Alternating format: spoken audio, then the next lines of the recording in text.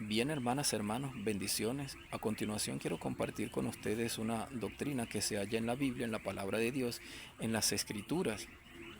Tal doctrina es que nuestro Dios, a fin de lograr sus objetivos, sus planes, sus propósitos, sus metas en la vida de sus hijos, decidió usar las acciones malvadas que los malvados infligirían sobre la vida de sus hijos. Tal doctrina se observa muy claramente en la historia de nuestro hermano José, quien, como sabemos, fue vendido por sus propios hermanos y que luego, por la calumnia de la esposa de Potifar, fue a tener a la cárcel donde fue afligido. Y todo esto le estaba aconteciendo a nuestro hermano José porque Dios había determinado probarlo por medio de estas acciones, probarlo. Así dice el salmista en el Salmo 105. Y la palabra probar allí significa fundir, significa crisolar, significa limpiar.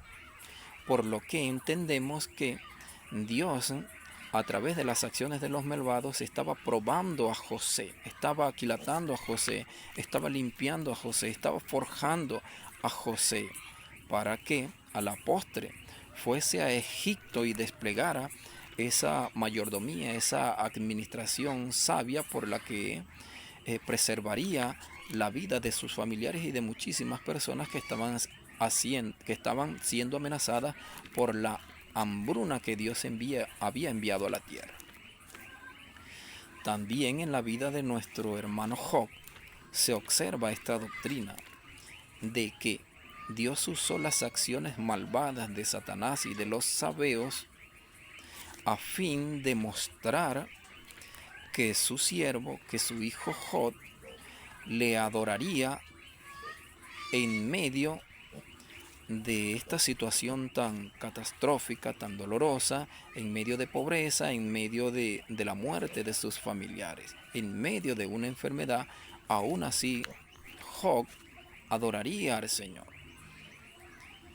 En la vida de nuestro Señor Jesucristo también se observa muy claramente esta doctrina, puesto que observamos que las acciones de los que odiaban a Jesucristo iban dirigidas a llevarlo a una cruz donde exactamente Dios lo quería.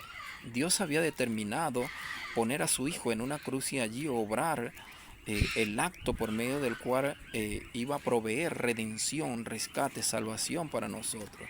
Y los malvados hicieron exactamente eso con sus acciones.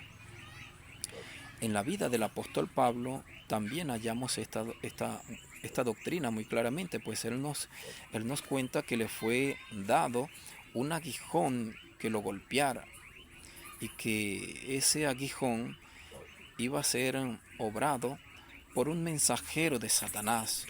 Y todo esto para mantener en humildad al apóstol, en una condición de humildad, ya que a él se le habían dado grandes revelaciones y Dios por esa vía iba a mantener el corazón del apóstol Pablo en humildad.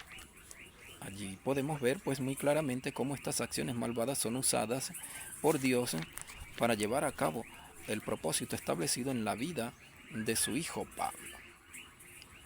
De tal manera que al saber nosotros estas cosas podemos sufrir los golpes de los malvados tal como nuestro Señor Jesucristo los sufrió.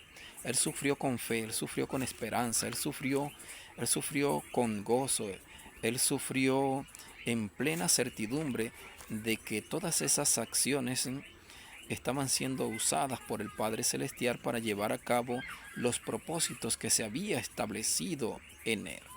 Así que, hermanas, hermanos, en tanto que sufrimos a manos de los malvados, estemos plenamente confiados en que la mano de Dios está a favor nuestro y que el final de todas esas cosas será la victoria para nosotros y la gloria y la honra y la alabanza para nuestro Dios, quien hace que todas las cosas ayuden, cooperen para bien a aquellos que conforme a sus propósitos son llamados. Bendiciones.